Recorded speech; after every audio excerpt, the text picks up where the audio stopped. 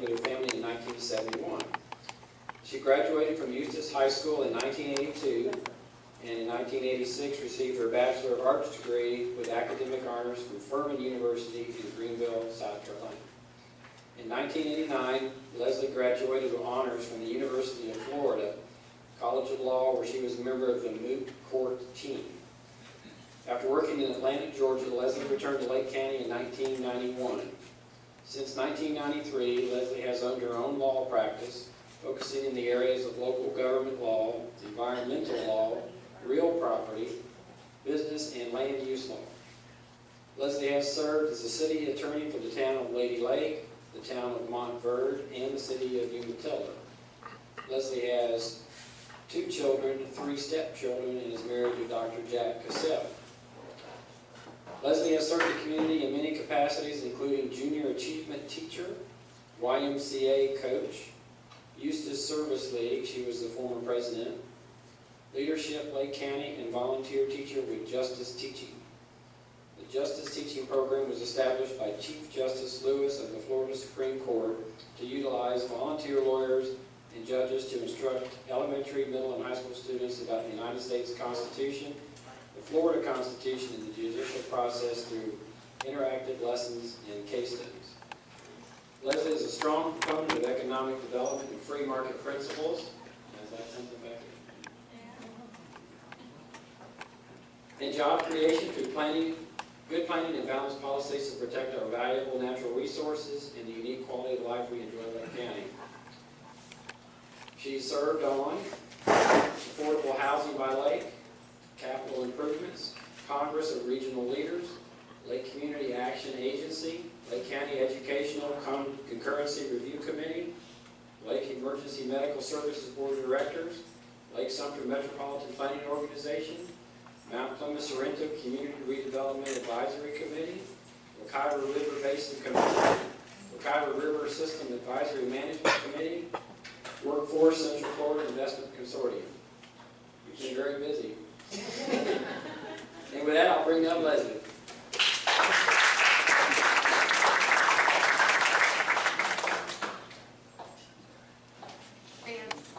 You have your video rolling. Can you stop it for just a minute? Something I don't want on YouTube.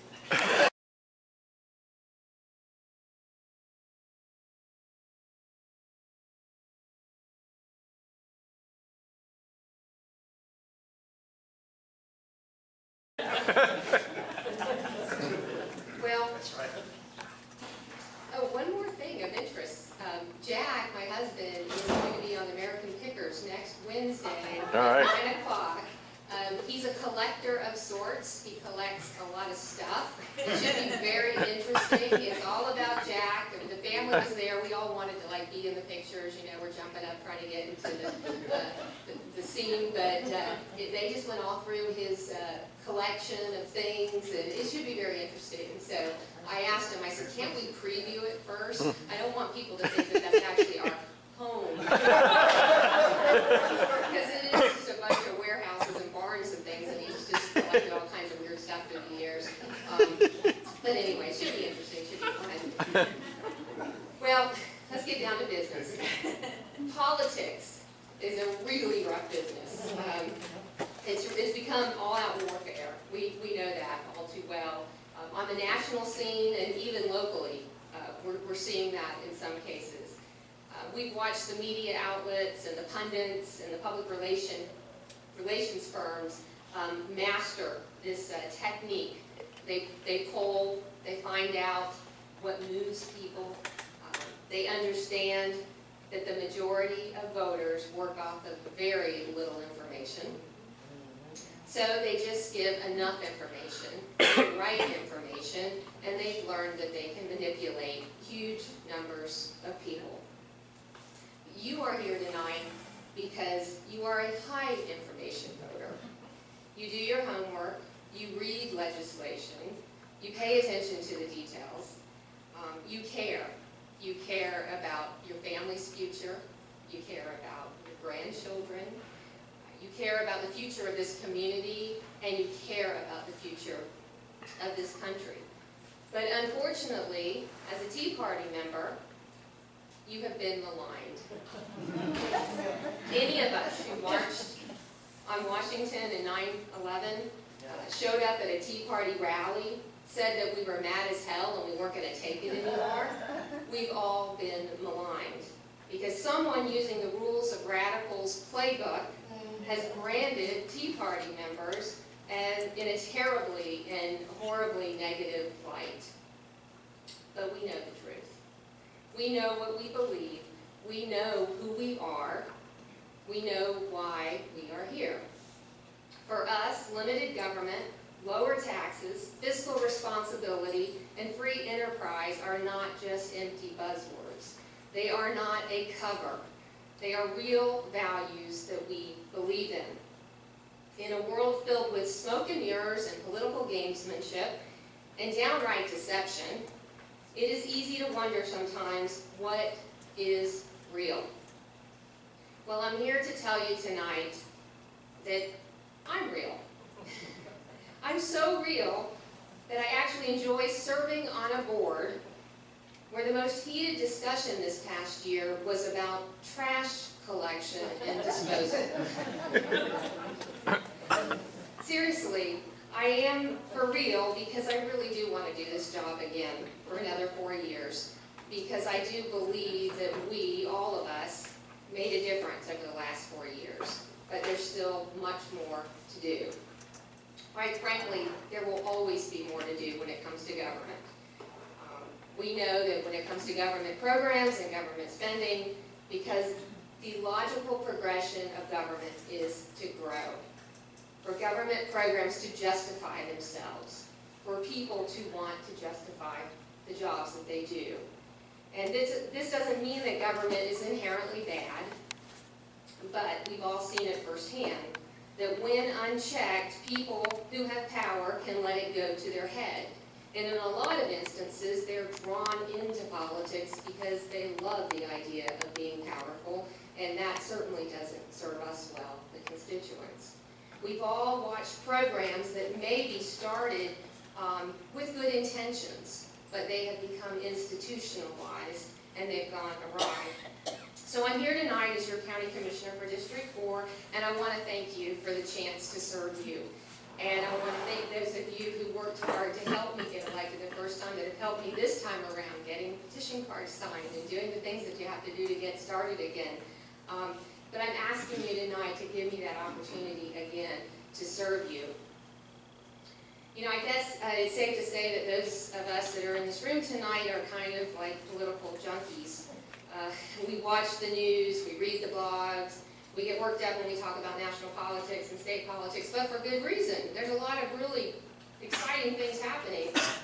We're in the heat of the battle right now. We've got this gubernatorial race that's going on with a colorful candidate from the other side who really doesn't know what he stands for, and he certainly mastered the art of populism. And then, of course, the Senate races, some of which we talked about tonight. But we have the opportunity with this election to actually turn the corner and maybe take this country in a direction that is not based on socialism. And perhaps we can put nationalized medicine where it belongs, somewhere other than America.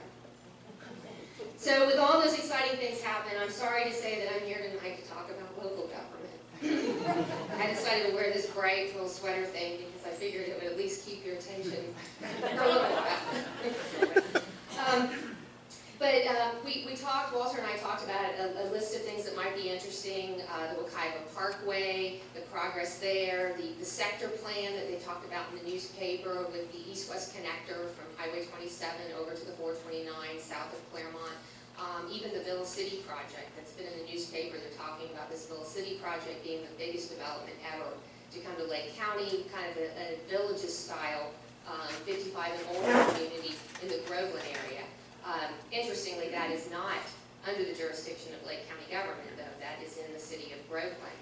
So we can, as county commissioners, have input, and we can certainly let our voices be known. At the end of the day, it will be the city of Groveland that will make those decisions. But again, there are some kind of interesting things going on, and depending on what you want to talk about tonight, we can talk talk about, oh, budget and taxation, big E in Lake County this cycle. Going to get really, really interesting because with all of the things that have happened, with our property values declining over the last 4 years, we have not raised the millage rate. And in most cases, people have seen their tax bills actually go down because their property values were going down. But what we're starting to see now is values are easing back up. You may see that your bill is a little bit higher, and even if the county commission does nothing and leaves the millage the same, your bill could very well be higher this round. But the discussion that's going on right now is the fact that we won't have enough money. If we bring in exactly what we brought in last year, we won't have enough to pay our bills, basically, if we were just to adopt a status quo budget. So we got some tough decisions to make, and we know that the sheriff is specifically asking for more money this round. That is based upon his I'm going to call it an argument. I mean, it's coming from him. He has the facts. He's telling us that his salaries for deputies are lower than most of the cities in Lake County, and that he's having a hard time attracting good employees, and that he's losing a lot of his deputies. He trains them, and then they leave. So he says that it's somewhat of a crisis, that he needs to do something about it, and the only way he can do that is to add about $3 million more to his budget, which his budget's around $49 or $50 million right now. Are they also going to take on the animal shelter situation? They are, but if they take on, we're talking about it. If they do, though, they will be taking exactly the same budget that we have right now, and they will be applying that to the animal shelter. So he wouldn't be asking for any more money there. He might ask for some more vehicles. I'm not quite sure why that would be necessary, but I've heard a rumor that he might be doing that. But that is an interesting topic, and I certainly wouldn't. I would like to talk about it. It's near and dear to my heart. It's not a direction I wanted to go. I did not want to support this concept of putting animal services over into the sheriff's realm, but I simply did not have the support on a county commission to do the things that we needed to do in order to bring our animal services division up to where it needed to be. I mean, to me, it's an embarrassment. I don't think that in a county like Lake County, we should have a situation where we're euthanizing over 3,000 unwanted animals a year, when there are people out there that will adopt animals, and there are groups, over 300 groups in the state of Florida, that will come into your shelter and they will help you find homes for the animals. But we had absolutely no coordination between what we were doing and these groups. We had a hostile environment where the groups, they wanted to come in, but they couldn't, and I had proposed that we put someone in a position that would actually coordinate with those groups, but I couldn't get the votes on the commission to do that. And when I took the idea to the commission, it was a $36,000 a year job that someone would have. But I had figured out that over the course of 6 months, you could save as much as $150,000 by actually moving the animals out of our shelter to the rescue groups' shelters, and then we wouldn't have the cost of taking care of them. And then ultimately, when we couldn't find them homes, we'd have to pay the veterinarian to euthanize them and then take care of. There's additional cost involved there. So I thought it was a really fiscally conservative thing to do. It was a pragmatic thing to do. We didn't have the support, and I think we had hit a point of critical mass, and so that's when the suggestion came up that perhaps the sheriff could help out, because he could bring inmates in to do labor in the shelter. So, that's not a panacea. I mean, there's only so much of the cost there. The shelter is related to the actual cleaning of cages. A lot of it is veterinarian costs. So anyway, but to the extent that a decision is made for the sheriff to take that over, he will get exactly the same budget that we have right now. So any savings that he can generate from using inmate labor or doing things differently in the field, because right now we'll take an animal call, but a deputy usually goes to that call as well, because typically somebody's upset as a result of that animal, a complaint being lodged. So we may see some savings just because we don't have two different agencies going to these animal complaints. We'll just have one. So it could be a good thing. It really could.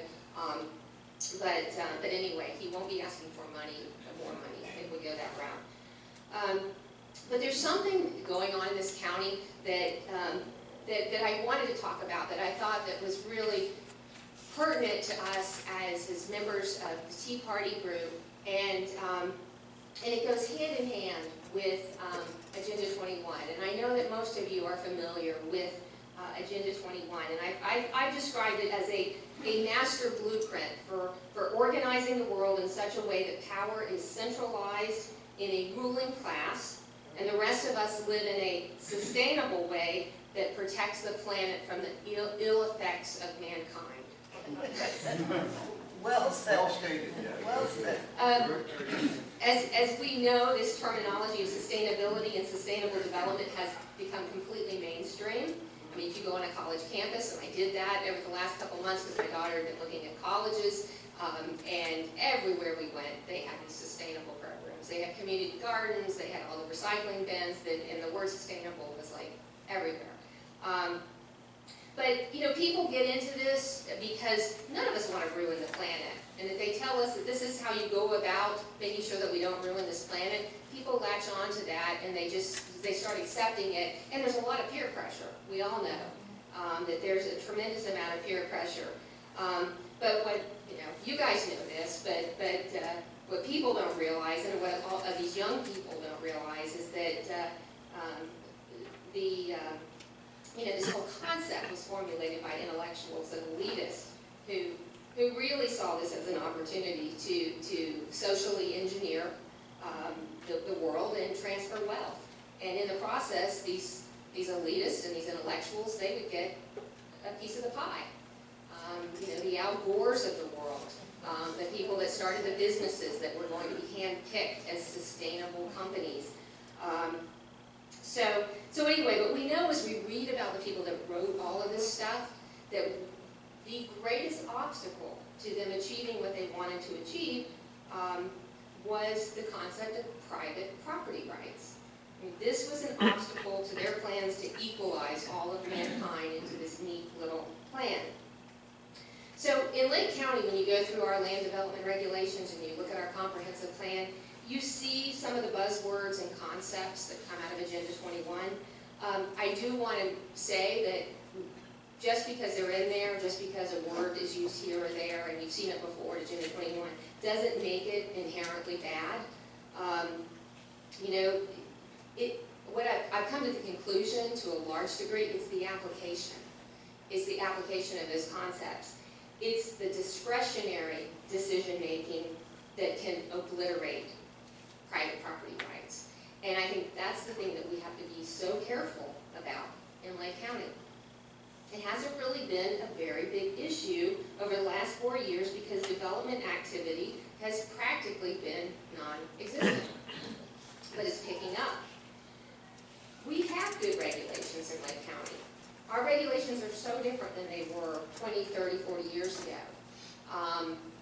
We have, to a large degree, very reasonable, practical regulations. We have some that are over the top, that really go way too far as achieving the purpose that they were put in place to achieve.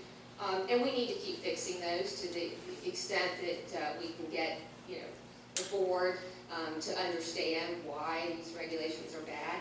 But I don't want to suggest that I'm in favor of anything goes type development activity. I'm not. I think as a community, we control our own destiny, so to speak. And we have to do that, though, with respect for property rights. And I've always believed that property rights is a two-way street. When somebody wants to do something with their land, then there's usually somebody next door nearby that's going to be impacted. And you've got to come up with a way that you're fair, that you let people use their property, but you don't degrade the environment and you don't degrade other people's way of life. But it's a balance.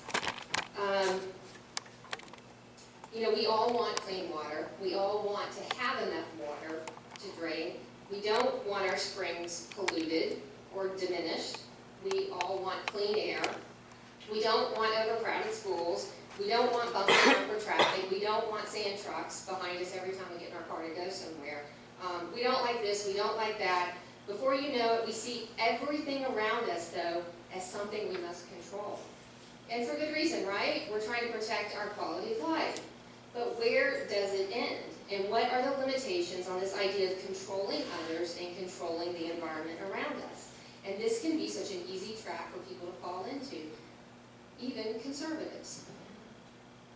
Populism loves a good crisis. At the state level, everyone's been talking about spring shed protection. No one wants Silver Springs to dry up or to be degraded by nutrients that we otherwise could have diverted. But do you ever get the feeling when you hear about something going on that you've just got this gut feeling that maybe people are going too far, or maybe a regulation just isn't right, doesn't seem to really fit within this idea of our Constitution? Unfortunately, what I've seen in serving, and then prior to being a county commissioner and being in the realm of zoning and land use, I've seen that the low information voters, or the low information participants, they are swayed by emotion, big time. And to be fair, I guess some would accuse us of using emotion sometimes to further our own causes, but we are not trying to trample on other people's rights. We are actually trying to protect rights against an overreaching and misdirected government. So, I know we get emotional sometimes. I mean, I get emotional sometimes when I hear the national anthem, or when I hear a really great Thomas Jefferson quote. But the difference is we're not out there trying to take people's rights away. We're trying to preserve rights and preserve our way of life and preserve our Constitution. So we as constitutional conservatives, we have to be discerning. We have to recognize destructive group mentality and group thought when we know deep down it doesn't feel right, it doesn't comport to the Constitution and our value system, even if it means that sometimes something in our backyard we're not necessarily thrilled about. We have to stand up, and at the very least, not engage in it when we see it happening, if it goes against deeply held beliefs that we have. My daughter pointed out during the 2012 election, and she's an 18-year-old and getting ready to go off to college, but she said to me the morning after the election, she said, "Mom, the other side, they prey on people's emotion. And it's really hard to make an argument to win someone over who is caught up in emotion." And she'd been in a civics government class at the high school, and they were going back and forth about different candidates and different issues. And she said, our party is based on reasoning, and that's a really tough thing to sell. And I thought, wow, she's really, she's figured it out in a nutshell. But we got to keep fighting the good fight, and we have to remind other people that if we don't protect our rights, we will lose them. Most people just don't realize that it's going on, and it will be too late if we're not there to remind them. So anyway, on to mundane county issues. My platform is the same as it was last time, and it's really the platform that's up here on this banner. When it comes to local government taxes, I think we should hold firm. We've got to live within our means. And again, like I said, it's not going to be an easy task this time, because we're going to be really faced with decisions about whether we fund a request by the sheriff, and if we attempt to fund that, what else would we have to completely get rid of? It's going to be hard. I welcome any input that you have. It's not going to be an easy budget round. I'm a strong believer in facilitating our local economy, because I think that's where the answer is, that's where our future is. We've got to have good jobs for our young people to stay in Lake County, to come back to Lake County. Good job creation, high wage jobs, those are the jobs that will create this cycle that will help our schools so much. So often you hear that the places that have the good school systems are the places where the good jobs are at. Well, okay, how do you get the good jobs to come to your area if you don't have the good schools? It's a chicken or egg thing. And so we really have to work hard on the education side of it. But And we've got a lot of great things about our school system, that a lot of positives. You know, I know we focus so much on the negatives, but we are doing some things right. We do have kids that are graduating from Lake County high schools. They're going to Ivy League schools. They're going away on full scholarships, academic scholarships. They're doing wonderful, great things. To a large degree, it's that lowest quartile where our problem is. Figuring that one out, that's a tough one. But I come back to, and I say this, you know, to Nancy too. I mean, as you go forward and if you're on the school board, you know, to me it's about hiring dynamic teachers and dynamic principals, not mediocre principals. We need the dynamic ones. We need the ones that know who's doing a good job in the classrooms. And if they're not, they don't need to be there. And I think that you get into this complacency when you're part of the system for so long. People don't want to hurt other people's feelings. You know, someone's put in their time. They don't want to move someone from position or take their job away. But the bottom line is, this is our future. We have to make those kind of tough decisions in our school system. But it goes hand in hand with economic development in Lake County. We've done some really cool things over the past 4 years. One of my goals was to create a micro-region economic development approach in Lake County, because Lake County is so big geographically and it is unique in different ways, different areas of the county. Some of the county is agricultural, some of it is more industrial in nature. And so we were able to do that, and it wasn't an easy task, but we had to, you know, go to the board, and I had to convince the other commissioners, hey, this is a really smart thing. Let's treat North Lake County, Northeast Lake County, Northwest Lake County, and then Southern Lake County as 3 separate regions. And yeah, there'll be some overlap, but we really need to give attention to each one of those areas. We've documented over the last 4 years that there's about 4,000 jobs that have come into Lake County that have been a direct result of us working with existing companies, reaching out to new companies, helping companies make that decision to expand in Lake County. And it's not about handouts, you know, it's about facilitating a positive economic environment, a place where businesses go. You know, Lake County is a really easy place to do business. That's what you want other counties saying. That's what you want businesses saying. Hey, you can get things done in Lake County. And that's what we've really tried to do. You know, another focus of mine is that quality of life. You know, having a vibrant quality of life really means different things to different people. You know, for some people it's about recreational opportunities. They want to be able to take their kids to the ballpark. Other people just want to be able to golf every day. Some people just want to know that social services are being taken care of. We're not letting people slip through the cracks when we could be reaching out and helping. It means different things to different people, but again, it goes hand in hand with economic prosperity. When things are going well in your local economy, people can afford to get involved. They can afford to give money to charity. They can afford to be involved, you know, in cultural things and in the arts. And, you know, good things happen when you have a prosperous local economy. And people can make that quality of life what they want it to be. And so, again, it all comes back to economics. Government doesn't create jobs, but it can sure set the stage for whether businesses want to be in your county or not. But I've added one more thing to my platform, and that is to govern in a way that is consistent with my political and philosophical values. I am a constitutional conservative who leans libertarian.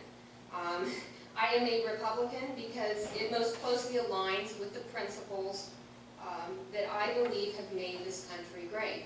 I don't always agree with the party. I don't always like the things that are going on in the party, but the Democrats are really great about putting their differences aside and coming together and getting it done and doing what they need to do. We need to be more like that. Without losing our principles, you know, without compromising in a way where you actually go against your principles, we have to be smarter, and we have to be willing to unify when it's time to do that. Healthy debate, good debate, strong debate, all that's great, but we've got to be able to unify. I did want to say something about the fact that I have an opponent this year. So far, there's still time for qualifying, but right now I don't have a Republican opponent. He's a registered Democrat. He's running as a non-party affiliation. As I understand it, he was a Republican. He then switched to Democrat, but he had not been registered as a Democrat long enough to run as a Democrat, so he's running as a non-party affiliation candidate. What's that? And I also know, because I had breakfast with him this morning, I reached out to him because there were some things that went on that I just wanted him to understand that, hey, it's a long political season, we're going to see each other between now and November. We got to get along as much as we can, even though we're going to be opponents when it comes to politics. And he did share with me the fact that he was recruited by people in the Democratic Party of Lake County.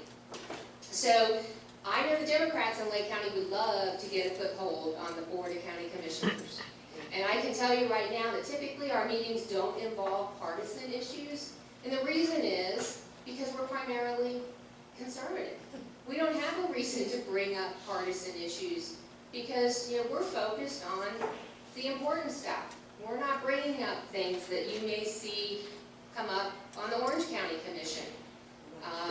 Incidentally, I believe that in Orange County, the shift has occurred where you have more registered Democrats in Orange County than you do Republicans, and you will definitely see that if you go to an Orange County Commission meeting. You're going to see a lot of different issues than we deal with up here. We cannot let liberalism get a foothold in Lake County. I know that I'm going to work very hard in this campaign, and I ask for your support. But I think it is something we need to be very cognizant of because, you know, we've all been out there doing the parades and things. We know the Democrats are out there organizing. They would love to have a county commissioner.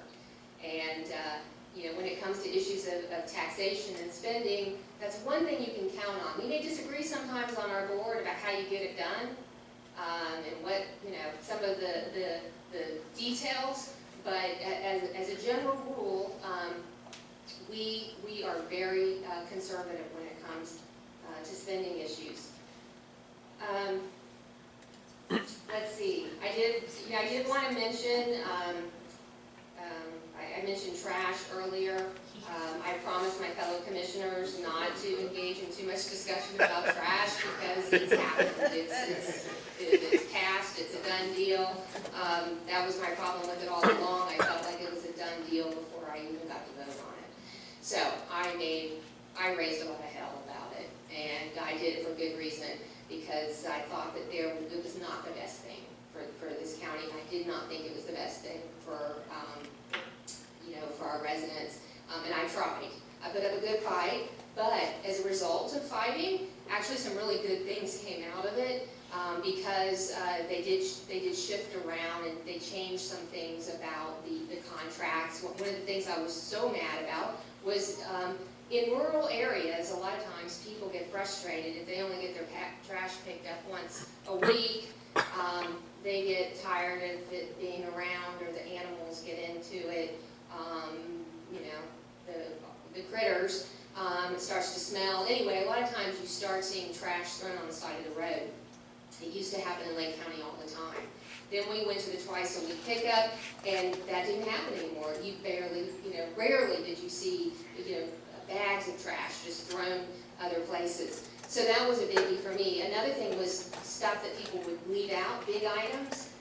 The new contract was going to provide that you actually had to call to get those things picked up. And I was afraid, again, that people wouldn't do that. They would just leave it somewhere. But as a result of raising Cain about it, that's one of the things that got changed, is that the trash haulers have agreed that for no additional charge that they will pick up things if you put them out on the day of your trash pickup. You can put your big items out, and they will get them. If they're too big, they'll come back for them. You also have you can also call and have those things picked up. Let's see, impact fees. Vance brought it up. It sounds like a no-brainer. Why doesn't the school board just say, $10,000, $11,000 a house for impact fees for school impact fees, you know, those only apply to houses that are built in non-55 and older communities. It's not a panacea. We could have a whole meeting just on that to talk about why it's completely unfair. People end up paying those impact fees 2-3 times. If they decide to build a new house in Lake County, they might have already paid them.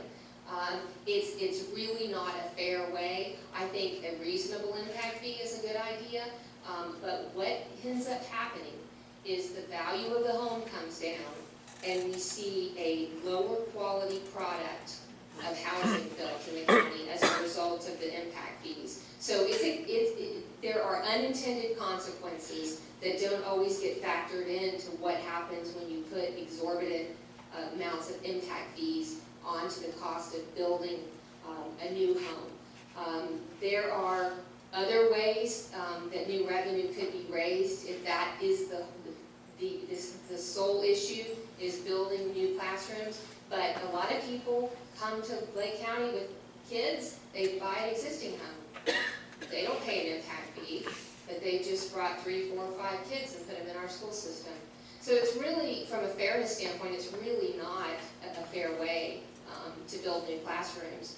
And it's not a panacea. I was actually told that if we were to all of a sudden have all the money to build the classrooms that the school board says that they need and we could build them tomorrow, they don't have the money to actually put teachers in those classrooms. So it's not just a given that that is the only issue and that will solve all of the problems. But again, back to that Mill City project, that is a 55 and older community, so that would not be a community that placed a demand on classrooms. So it's just an interesting fact. Oh, there is a case that I thought you might find kind of interesting, because I do anticipate I was going to say my favorite editorialist. I anticipate that she will be writing an article tomorrow or Friday about an issue that was in the newspaper that had to do with a 131-acre subdivision that was approved by the Board of County Commissioners in South Lake County on Highway 27. It's in an area that's called the Ridge of the Green Swamp. And the Green Swamp area of critical state concern was designated many years ago by the state legislature. They decided that the Green Swamp, which a lot of it's located in Lake County, was a valuable recharge area and that we needed to protect it because it was the source of drinking water for the entire state of Florida. I'm not going to question any of that. That's the law that was put in place, and we put these different land use regulations in place in the Green Swamp. Well, this particular property is right on 27. It's down in the Four Corners area near 192. There's a piece of property right next to it that at some point in time it was cleared, and the elevation of the property is much lower than the subject property. Okay, so you picture kind of a rolling hill, and you've got a property next to it, and it's much lower. And the property owner, he wanted to put a subdivision in, and he wanted to remove dirt and make the subdivision relatively flat. Probably still had contours and so forth, but it wasn't going to be as tall of a hill as it was before. So we got a letter from the state of Florida, and they said, you shouldn't let him do that because that's going to hurt drinking water, and that's going to hurt the wetlands. Well, I immediately thought, wait a minute, why would that hurt the wetlands? I mean, why would taking dirt and moving it around or moving it off the property, I mean, how would that hurt wetlands unless you actually impacted the wetlands? And how would that hurt drinking water unless you actually took away from the ability of that property to percolate? So, you know, to me it was just like they were shooting in the dark. They sent this letter out, it's all about environmental issues. Well, then county staff said, well, you can't do this in the Ridge because our rules that were put back in place many years ago as part of this whole, the land planning agency, they say that you can't mine, you can't do sand mining in the Ridge because it's such a valuable recharge area. Well, a lot of people didn't quite understand that. I mean, hey, granted, I don't want all of Claremont Sills to be cut down. I'm not for that, and I don't want you to think that I'm in favor of that. I think there are places where it's really important for the natural contours to stay in place as much as you can. But I also think that when you buy a piece of property, someone bought this 131 acres of property, they wanted to lay out their subdivision a certain way, and part of their plan was to take the dirt away. They said they were doing it for ADA purposes. Whether that's true or not, that seems kind of far-fetched. But it was how they wanted to develop their land. So, to me, it was a property rights issue. I voted in favor of it because once I heard from a hydrologist who is licensed in the state of Florida, a very reputable hydrologist, he said this will not affect the recharge one single bit. Not one bit. To me, it was like the county commission was saying, we're going to tell you how to use your dirt. Yeah, this guy paid for it. That's what land is. That's what rights are. It's a bundle of rights, and dirt is part of those rights. This is how he wanted to lay out his plan. So if of course, if you think that all development is bad, all developers are evil, you're going to come to the conclusion that you shouldn't be allowed to do anything. I couldn't see it that way. To me, it was an issue of property rights. This is how he wanted to use his property. He wasn't hurting anyone around him. No one adjacent to him came and said, we don't want this to be done, it's going to hurt us. Nobody. And in fact, the property next door had already had a similar contouring and grading plan, and this was going to make his property more consistent with that property. So it all made sense. But I would imagine that, the newspaper's going to say that, that we're, those of us who voted in favor of it, and incidentally, it was Commissioner Sullivan, Commissioner Parks, and me. And I thought it was really interesting that the environmental community now has come out so, adamant against this. Even the Audubon Society. There was a report that said there weren't any birds on this property. But the Audubon Society has now weighed in that somehow moving this dirt around, has affected the birds. So anyway, that'll be, the rest of the story now when you read about that. But I think I've hit a lot of the things that are going on. The Wekiva Parkway, it's happening. If you've been out on 46, you can see the construction that's going on. The first leg of that is being built. I brought a whole bunch of maps and stuff if anybody's interested to see what's happening. One of the last things that will be done will be the part that will come into Mount Dora. But very soon, the interchange at Kelly Park Road, which is just south of our county line, that will be completed. So you will, if you're leaving Mount Dora and trying to get on the 429, you could go that direction and get onto the Parkway without going all the way down 441 and picking up the 429 where you get on now. So that's going to bring changes to Northeast Lake County, no question, but I can tell you this much. The Wekiva Protection Act that was put in many years ago puts a lot of limits on residential development in Northeast Lake County. I think the limitations that are in place go a long way to assuring quality development. If we will have neighborhoods happen. It will happen. I know it will happen. The thing is, they are in very limited places. Along 46, there's an area where they have a higher density in the Mount Plymouth area, but once you go away from that, it's 2 units to the acre, and you have to have 50% open space on the entire side of a subdivision. And then you go out from there, and in the Wekiva, you have densities of 1 unit to 40 acres and 1 unit to 20 acres. So as you go towards the river, you won't have any development because those restrictions were put in place a long time ago, and a lot of those restrictions involve the state of Florida buying property rights from people. Most of those takings have already occurred, and people have been compensated in a lot of instances. In other instances, their zoning was down zoned a lot, but they still allowed for residential uses. But again, it will be very low density. I think most of the development that will happen will probably be within the city limits of Mount Dora, as opposed to out in the county. Anything else anyone can think of? Leslie, thank you so much for the job you've done over the last few years, man. I look forward to you continuing on the commission. I was thinking about one thing when you were running the first time. You mentioned the trains, upgrading the tracks in our county, and I've noticed that it appears that that's come to pass. Yes, it Can you share more information on that? What's Well, happened? that was part of a program with FDOT to do what they call a continuous weld on the train tracks as they come out of Orlando and into Lake County. And that goes all the way, you've probably seen some of the railroad ties and things along the side of the road.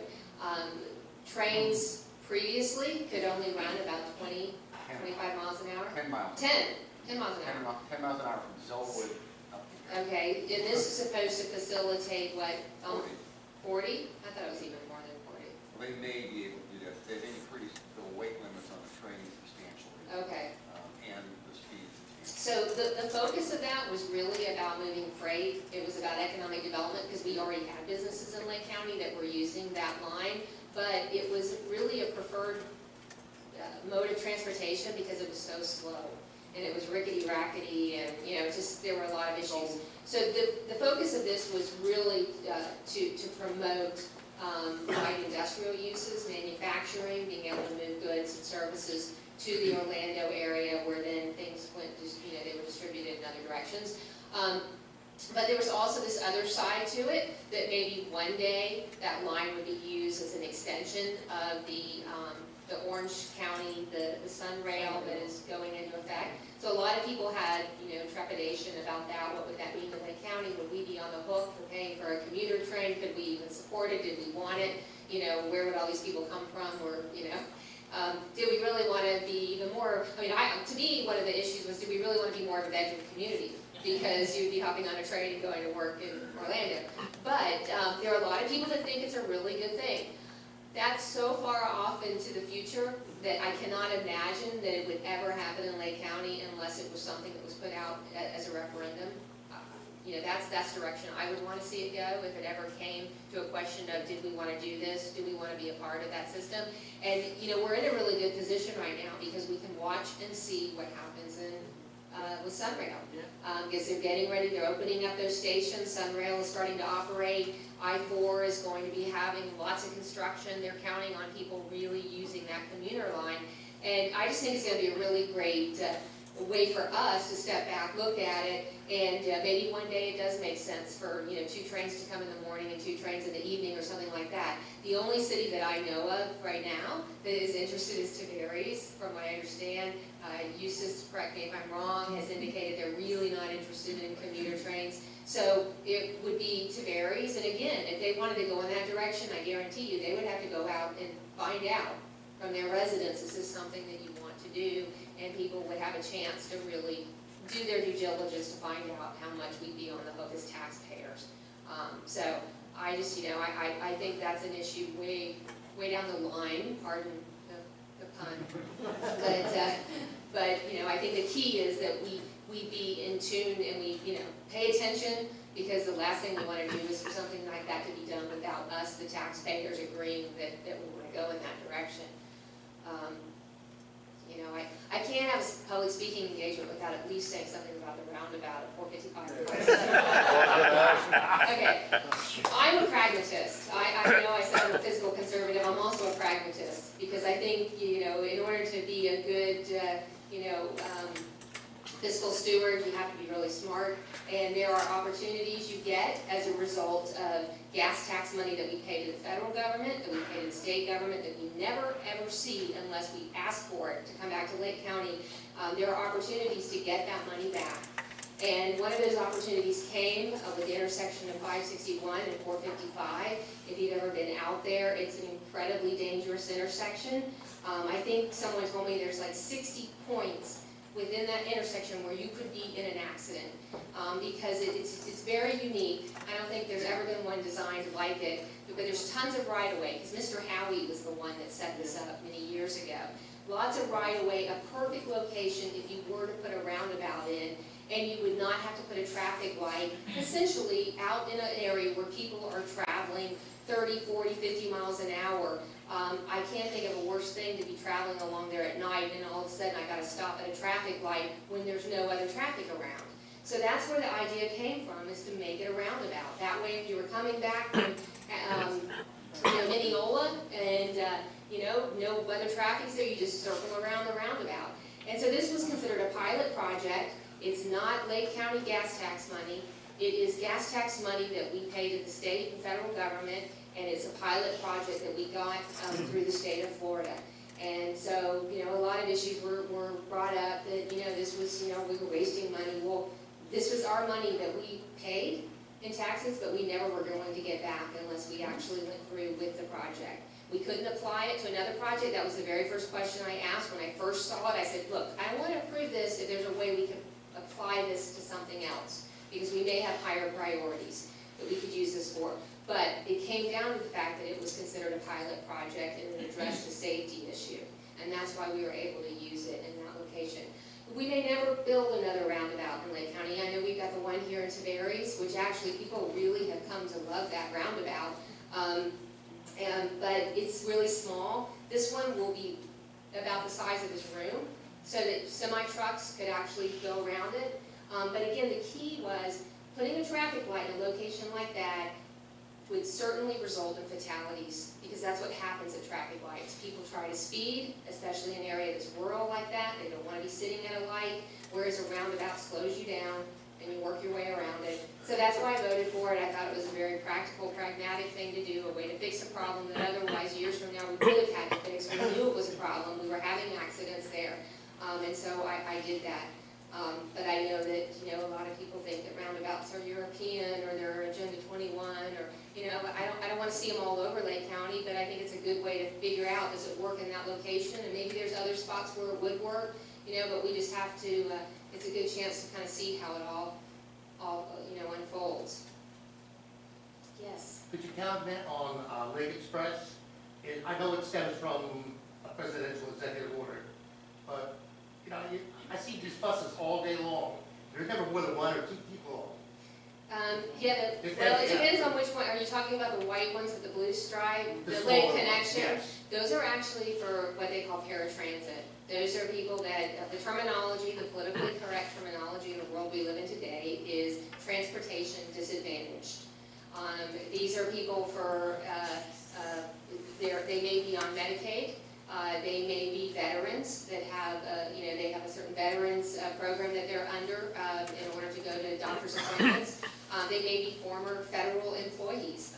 There's just a wide variety of people come under this category that qualify for trips. And they could use their money to take a cab, or they could use their money to take a bus. And so the idea came up many years ago that instead of having all these cabs and people paying for these rides and getting subsidies and having all of these different companies doing it, why not just have one bus service that the county provided? And that's where the concept came from. Could we do it with station wagon? Well, it's got to have the handicap lift. Yeah, I've actually ridden on them before, and this is a tough one. I rode one day to Lake Sumter, and they picked up a girl that she was in a wheelchair. And the bus driver, she gets out, she puts the lift down, she helps her get into the bus. The girl, she's just happy as she can be. She starts talking about everything that she did that day. She's a dual major, but she said, and the lady said, well, this woman, and she was describing me, she said, she's riding here today just to make sure we're doing everything right. And so I was just paying attention to, everything that was going on. And, she talked about the fact that she wouldn't be able to go to Lake Sumter if she didn't have that ride, because her parents they couldn't take her, they wouldn't have the vehicle that could put her in. And I know that we can't take care of everybody, we can't fix everything, but the concept behind the Lake Connection was, instead of having all of these different groups doing it, why not just have one bus service that does it? And it does run off of funds. They come from the federal and the state government, and then we take that money, we provide the service. It's not a local subsidy. The local subsidy that happens is the spine bus, the bigger bus that you see. Part of that is paid from money that's there so that people can hop on the bus that otherwise wouldn't be able to get places. Part of it, though, comes out of the general fund. So that's something that we probably will see changing in the future, because and again, a lot of the people in press knows this, a lot of the people that ride that bus are going to work. They're working at the hospital, they're working at places along the spine. So I think that maybe in Lake County, the key is that we don't try to do too much with that bus, that we focus on the spine road, we focus on 441, we focus on the major employers or employment places where people that do need to ride a bus go to. But let's not turn into, we don't need to be Orange County, we don't need to have a bus going everywhere, but maybe we just focus on that main area. But that's how that works. And you know, if somebody is disabled and they live more than, I think it's more than a mile from that main bus line, we have to actually go and pick them up. But if they live within a mile, then they get to ride on that bus for free. So, you know, it's one of those social programs that sometimes they're well intended and they don't always work exactly the way that the best way, but they do help. There are people, I can tell you for a fact, I've seen it. It does help some people. Anything else? Marie?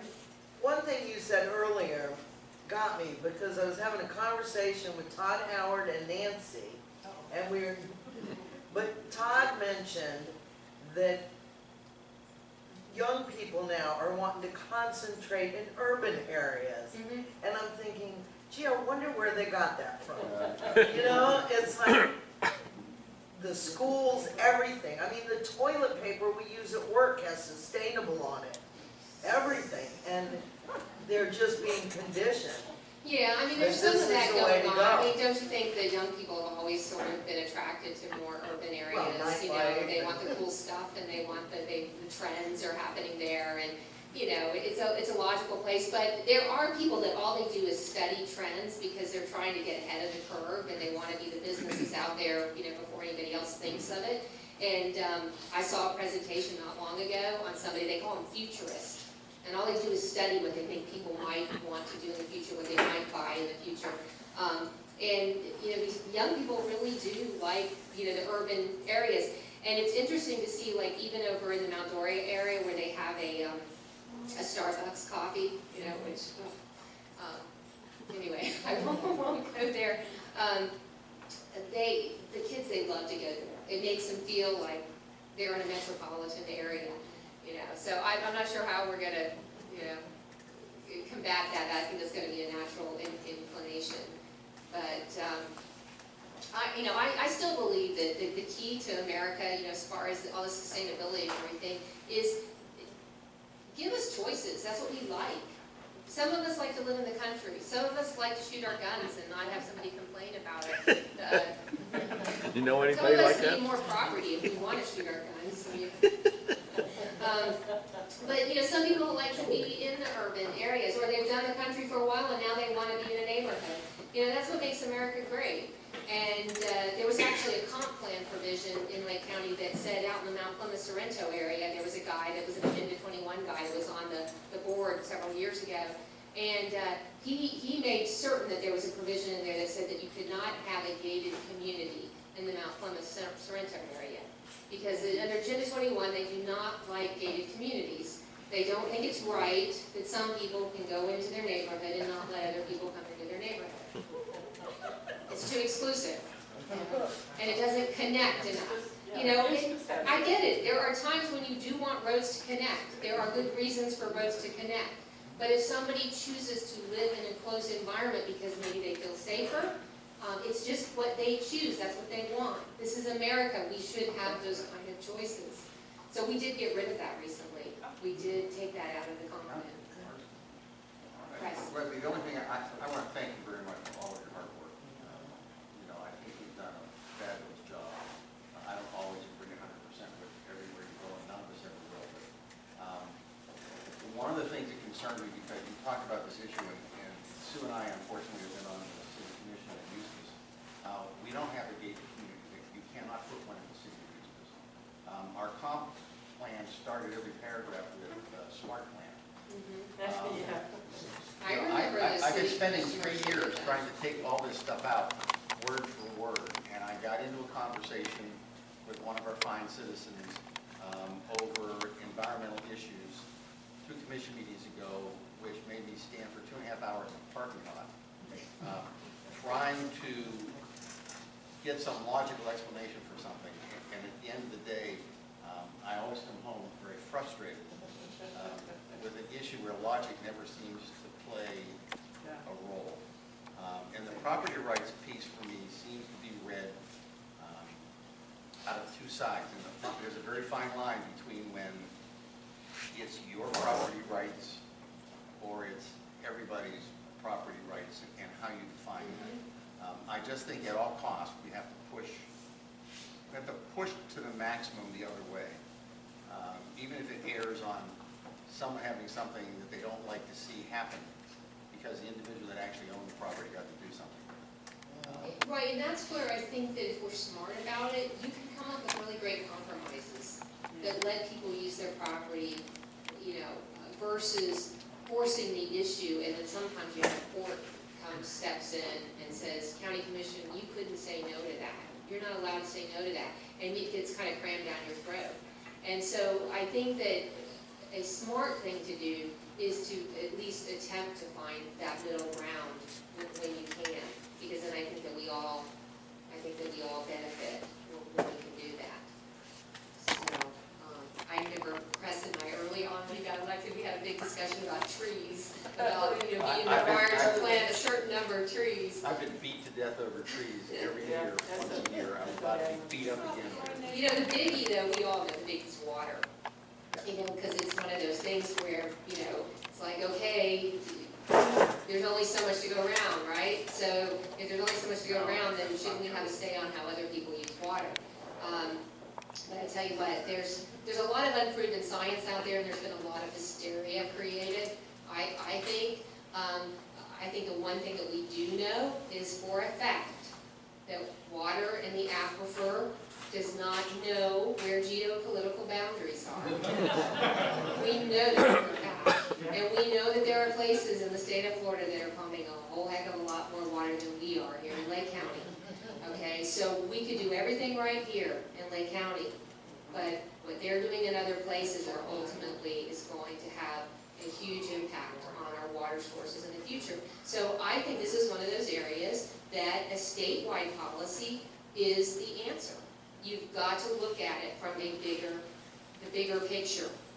And it's just not fair for places like Lake County to take the brunt of this when we know in Orange County they're pumping like crazy.